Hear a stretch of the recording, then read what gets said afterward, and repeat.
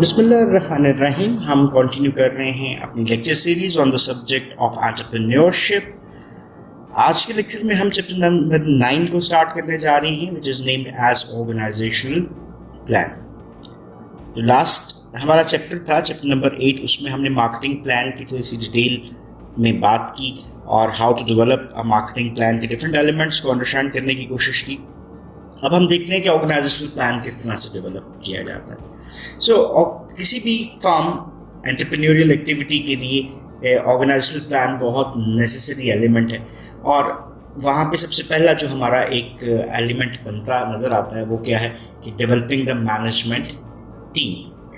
किसी भी फर्म को जब आप स्टार्ट कर रहे हैं या उसके ऑपरेशंस को कंटिन्यू करने जा रहे हैं तो management team is responsible for the success और फेलियर ऑफ एनी ऑर्गेनाइजेशन। यहाँ पे इन्वेस्टर्स डिमांड करते हैं that the management team not operate the business as a part time venture. अब हमारे लिए क्या एक्टिविटी है?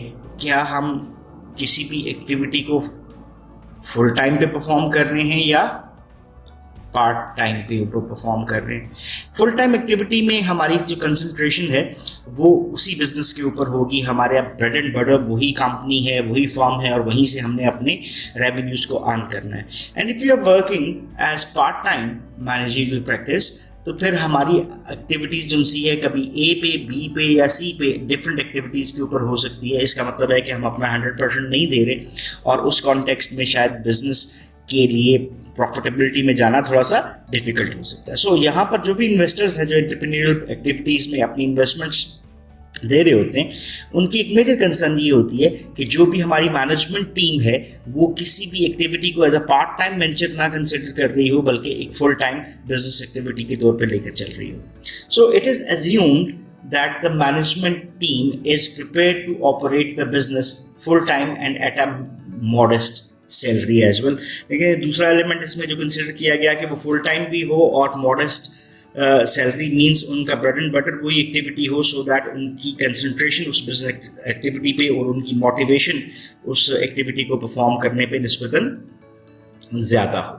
सो an attempt to draw a large salary out of the new venture may be perceived as a lack of commitment to the business as well। So अगर एक management team की तरफ से या ओनर्स की तरफ से ये कंसिडरेशन सामने आती है कि वो एक large salary out of the new venture draw करना चाह रहे हैं, तो उसकी परसेप्शन नेगेटिव ली जा सकती है, और वो नेगेटिव परसेप्शन रिलेट करती है कि individuals are not that much committed and they want to earn more and more from this business. तो ये एक तरह से इतना पॉजिटिव कंसिडर नहीं किया जाता। लीगल फॉर्म हमारे पास अगर बिजनेस की आती है तो वो क्या हो सकती है? जब हम किसी भी वेंचर को स्टार्ट करने जा रहे हैं, उसको ऑर्गेनाइज करने जा रहे हैं, तो हमारे पास किसी भी बिजनेस की 3 लीगल फॉर्म्स आ सकती हैं। पहली फॉर्म है, इसको हम कहते हैं प्रोप्राइटरशिप, या इसको सोल प्रोप्राइटरशिप भी कहा जाता है। दूसरी इज पार्टनरशिप, और तीसरी कोऑपरेशन। यानी जब हम किसी भी बिजनेस को ऑर्गेनाइज करने जा रहे हैं तो हमारे पास चॉइस बनती है कि हम आइदर उसको प्रोप्राइटरशिप के ऊपर स्टार्ट करें या पार्टनरशिप पे या कोऑपरेशन पे। So let's go and understand कि प्रोप्राइटरशिप या सोल प्रोप्राइटरशिप क्या होती है, पार्टनरशिप क्या होती है, और कोऑपरेशन क्या होती है। सो प्रोप्राइटरशिप के हवाले से पहला कैरेक्टरिस्टिक है कि there is a single owner. यानी सोल प्रोप्राइटरशिप एक ऐसा बिजनेस है जिसपे ओनर कितने हैं? There is a single owner, और उस सिंगल ओनर की लाइबिलिटी क्या है? That is the unlimited liability उस इंडिविजुअल की है जो कि बिजनेस को ऑन कर रहा होता है। सारे डिसीजंस जो किसी भी बिजनेस में लिए जाने हैं वो कौन लेगा? That is also the responsibility of the proprietor, कि जो अपने बिजनेस के सारे डिसीजंस लेगा। लाइक एग्जाम्पल के तौर पे अगर हम मार्केटिंग के डिसीजंस की बात करते हैं, एचआर के डिसीजंस की बात करते हैं, अगर कुछ प्रोडक्ट है या सर्विस है तो प्रोडक्शन की बात कर सकते हैं, सर्विस डिलीवरी की बात कर सकते हैं। Means all these decisions are taken by one individual, और अल्टीमेटली जब बिजनेस की अर्निंग्स होती हैं और उसके साथ जो प्रॉफिट जनरेट होता है, that is also under the ownership of single person. So तमाम जो भी बेनिफिट्स हैं उससे वो भी एक सिंगल ओनर ही रिसीव कर रहा होता है। सो अगर मैं इसको कंक्लूड कर लूँ तो जो स्मॉल बिजनेसेस हैं उसके लिए this is the best form कि आप सिंगल प्रोप्राइटरशिप में आप अपने बिजनेस को रन कर सकते हैं। इवन आपको जो स्मॉल टू मीडियम एंटरप्राइजेस हैं वहाँ पर भी आपको सिंगल ओनरशिप के बिजनेसेस की एग्जांपल्स नज़र आती हैं। देन दूसरा कॉन्टेक्स्ट हमारे पास है जो है वो है पार्टनरशिप का। Partnership as the name shows that they are partners. तो इस सिंगल ओनरशिप से जैसे ही हम दो ओनर्स की तरफ जाते हैं तो this is a type of a business जो कि पार्टनरशिप के ऊपर बेस कर रहा होता है, वेयर टू वन पॉसिबिलिटी और मोर इंडिविजुअल्स, यानी दो या दो से ज़्यादा इंडिविजुअल्स जो हैं इस बिजनेस में इन्वॉल्व होते हैं। अगेन यहाँ पर भी आपको जो पार्टनर्स हैं उनकी अनलिमिटेड लाइबिलिटीज नजर आती है, और यही लोग क्या करते हैं, बेसिकली पूल करते हैं रिसोर्सेज को। इन्वेस्टमेंट्स जो हैं वो किसकी तरफ से हो सकती हैं, दो या दो से ज़्यादा लोगों की तरफ से इस बिजनेस में इन्वेस्टमेंट्स हो सकती हैं, so that all the persons who are involved in that business are the owners of the business. तो this is a type of business which is termed as partnership. इसके बाद कॉर्पोरेशन या हमारे पास सी corporation के नाम से भी बुलाया जाता है। ये मोस्ट कॉमन फॉर्म है आपको बिजनेस की नज़र आती जो कि किसी भी कॉरपोरेशन सेटअप में मिलती है। इसका एक स्टैच्यू होता है, यानी certain laws rules and regulations जो कि इस बिजनेस को गवर्न कर रहे होते हैं। अब बिजनेस अपनी एक सेपरेट एंटिटी रखता है, सेपरेट लीगल एंटिटी। जैसे एक इंडिविजुअल है उसका आइडेंटिफिकेशन नंबर होता है, इसी तरह से जब कॉरपोरेशन है तो उसका एक सिंगल आइडेंटिफिकेशन नंबर वो लीगल एंटिटी के तौर पे कंसिडर होता है। और इसका मतलब है अगर वो लीगल एंटिटी के तौर पर है तो उसकी लाइबिलिटीज भी जिनसी हैं वो बिजनेस के तौर के ऊपर होती हैं, और इसको हम टैक्स पर्पसेस के लिए भी अपनी मॉडिफिकेशंस के साथ यूज़ कर सकते हैं। देन हमारे पास जो फर्दर जो नज़र आती हैं other legal forms of business, जिसको हम new forms of business formation भी समझते हैं, उसमें लिमिटेड लाइबिलिटी कंपनी LLC और limited liability LLP that is limited liability partnership आपको कंसिडर होती है नजर आती है। सो ये अब टेबल है हमारे सामने 9.1, ये 3 फॉर्म्स ऑफ बिजनेस फॉर्मेशन को बता रहा है। इसको हम किताब से थोड़ा सा फर्दर एक्सप्लेन करने की कोशिश करते हैं ताकि हमारी व्यूअरशिप भी बेहतर हो जाए। और इसके बाद हम इसको फर्दर डिटेल में भी देखेंगे कि LLP और वो क्या होती है। सो 3 फॉर्म्स ऑफ बिजनेस में जो फैक्टर्स इन्वॉल्व है वो हमारे पास जो नज़र आते हैं, पहला है कि ओनरशिप का, दूसरा है लायबिलिटी ऑफ द ओनर, तीसरा आपको नज़र आता है cost of starting a business, then चौथा फैक्टर आपको जो नज़र आता है वो है कॉन्टिन्यूटी ऑफ बिजनेस, तो पांचवा फैक्टर है that is the transferability of interest, छठा फैक्टर है कैपिटल की रिक्वायरमेंट क्या होती है, सातवां मैनेजरियल कंट्रोल किस तरह से होता है, आठवां फैक्टर कंसिडर किया जाएगा that is the distribution of profits and losses, और नाइन्थ मेजर फैक्टर जो बनता है वो है attractiveness for the raising of capital. So one by one in सारी चीज़ों को अंडरस्टैंड करने की कोशिश करते हैं कि जो 3 फॉर्म्स ऑफ बिजनेस फॉर्मेशन में पहला फैक्टर ओनरशिप है। प्रोप्राइटरशिप में ये इंडिविजुअल होती है, पार्टनरशिप में no limitation on number of partners, और कॉर्पोरेशन में no limitation on number of stock holders, जो कि इंडिविजुअल्स अपना स्टॉक्स को सेल एंड परचेज कर सकते हैं।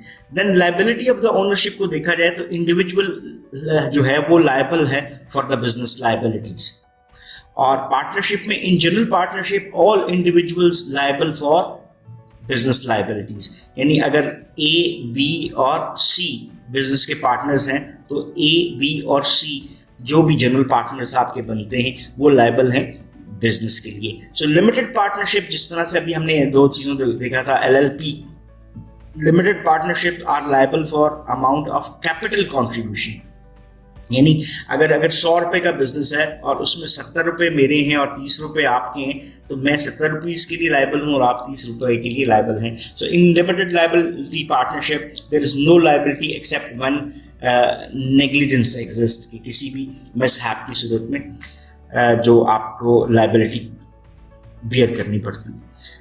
देन कॉर्पोरेशन में amount of capital contribution is limits of stock holders और शेयर होल्डर्स लायबिलिटी, यानी एक इंडिविजुअल कॉर्पोरेशन में जितनी इन्वेस्टमेंट रखता है उसी की बेस के ऊपर वो बिजनेस का लायबल होता है। Then cost of starting a business, यहाँ पर हमारे पास प्रोप्राइटरशिप में या सिंगल सोल प्रोप्राइटरशिप में none other than filing fees for trade name, so अगर आप बिजनेस रजिस्ट्रेशन की बात करते हैं तो इसके कॉन्टेक्स्ट में cost of starting a business नहीं है, और आपको जो ट्रेड नेम है जो आपको लेना पड़ता है उसके लिए जो अगर कोई फीस है according to the laws rules and regulations वो आपको पे करनी पड़ती है। पार्टनरशिप में पार्टनरशिप एग्रीमेंट आता है, उसकी लीगल कॉस्ट होती हैं and minor filing fees for the trade name जो आप दे रहे हैं। क्योंकि हमने देखा कि जब कोऑपरेशन की बात करते हैं, कोऑपरेशन की, तो they are created only by statute, so article of incorporation बनाना पड़ता है, फाइलिंग फीस पे करनी पड़ती है, टैक्सेस देने पड़ते हैं, fee for state in which corporation registers और डू बिजनेस, ये भी लॉज रूल्स एंड रेगुलेशंस के मुताबिक जो कंट्री लॉज हैं उसके मुताबिक आपको ये एक्टिविटीज परफॉर्म करनी पड़ती। Then continuity of business, death dissolves the business. अगर सिंगल ओनर है तो जैसे ही ओनर की डेथ अगर हो जाती है तो बिजनेस डिसॉल्व हो जाता है। पार्टनरशिप में डेथ और withdrawal of one partner terminates partnership unless partnership agreement stipulates otherwise. तो पहली चीज तो ये आ गई कि डेथ या विड्रॉल की सूरत में पार्टनरशिप डिसॉल्व हो जाती है, लेकिन अगर आपके एग्रीमेंट में कुछ और चीजें लिखी हुई हैं तो फिर वो आपको एप्लीकेबल नजर आती हैं। सो डेथ और विड्रॉल ऑफ वन और limited partners has no effect on continuity. So greatest form of continuity आपको नजर आती है कॉर्पोरेशन में, और डेथ और withdrawal of owners will not affect legal existence of the business. Then transferability of interest, so complete freedom to sell और transfer any part of business. अगर मैं सिंगल ओनर हूं तो मैं अगर अपना फुल बिजनेस सेल करता हूं तो मेरा ये राइट है, मैं ये कर सकता हूँ, या पार्ट ऑफ द बिजनेस को सेल करना पड़ता हूँ, because single owner single decision maker होता है। जनरल पार्टनरशिप जो है वो जनरल पार्टनर्स की सूरत में वो कैन ट्रांसफर हिज और हर interest only with the consent of all other general partners. So partnership में अगर मैं अपने बिजनेस को ट्रांसफर करना चाहता हूँ, किसी और के नाम करना चाहता हूँ, तो इसमें जितने भी पार्टनर्स हैं उनकी कंसेंट ज़रूरी होगी। और limited partners can sell interest without consent of general partners और no transfer of interest in an LLP।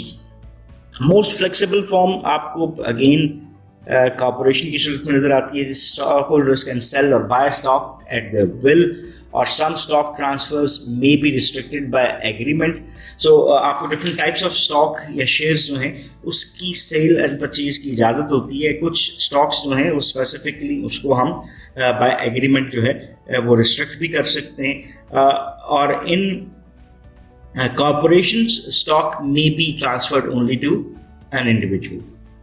Then capital requirement mean capital raised by only one person, तो ये sole proprietorship में आता है। चाहे वो लोन लेना चाहे तो वो पर्सनल लाइबिलिटी की बेस के ऊपर लोन भी ले सकता है ताकि वो अपनी प्रोप्राइटरशिप को इंक्रीज कर सके। लोन्स और new contributions by partners require a change in partnership agreement. So अगर आप कहीं से लोन लेते हैं या नई कॉन्ट्रीब्यूशन अपने बिजनेस के लिए लेते हैं तो हो सकता है कि आपको पार्टनरशिप के जो रूल्स हैं उसको चेंज करना पड़े, और in LLP partnership entity raises the money. So new capital raised by sale of stock और बॉन्ड्स और by borrowing that is debt in the name of the corporation, क्योंकि वो कॉर्पोरेशन एक बिजनेस एंटिटी के तौर पे कंसिडर होती है। देन मैनेजमेंट कंट्रोल को अगर हम देखते हैं तो सोल प्रोप्राइटरशिप में proprietor makes all decisions and can act immediately, or all general partners have equal control and majority rules. Limited partnership have limited control and can vary in a LLP. So जब आपके पास corporation आती है तो majority stockholders have most control from legal point of view और day to day control in hands of the जो आपके पास directorship होती है या मैनेजमेंट होती है वो कर रही होती है, वो डिसीजंस ले सकते हैं डिफरेंट एस्पेक्ट्स में।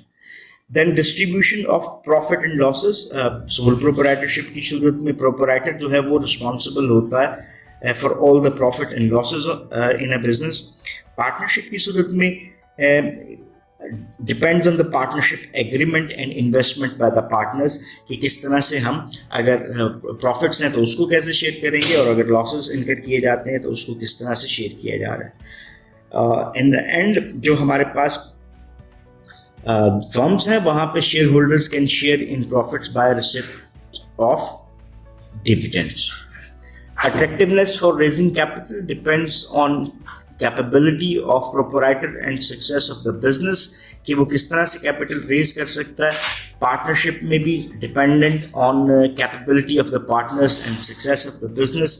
और जो आपके पास corporation है, it has limited liability for the owners, more attractive as an investment opportunity. तो ये आपके पास एक different aspects नजर आता है.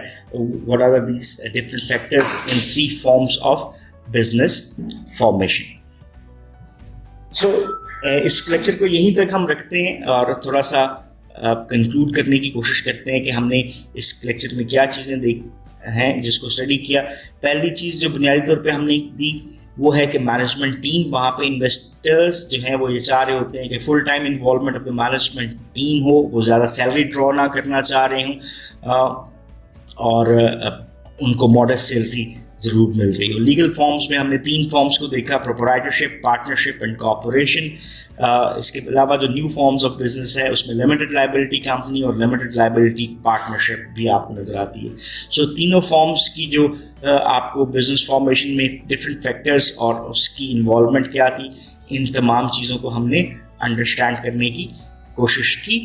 So that's all for this lecture. If you still have any questions or queries, then you can ask in the comment section and we would definitely love to answer those. So once again, thank you for watching this lecture. Have a nice time. Allah Hafiz.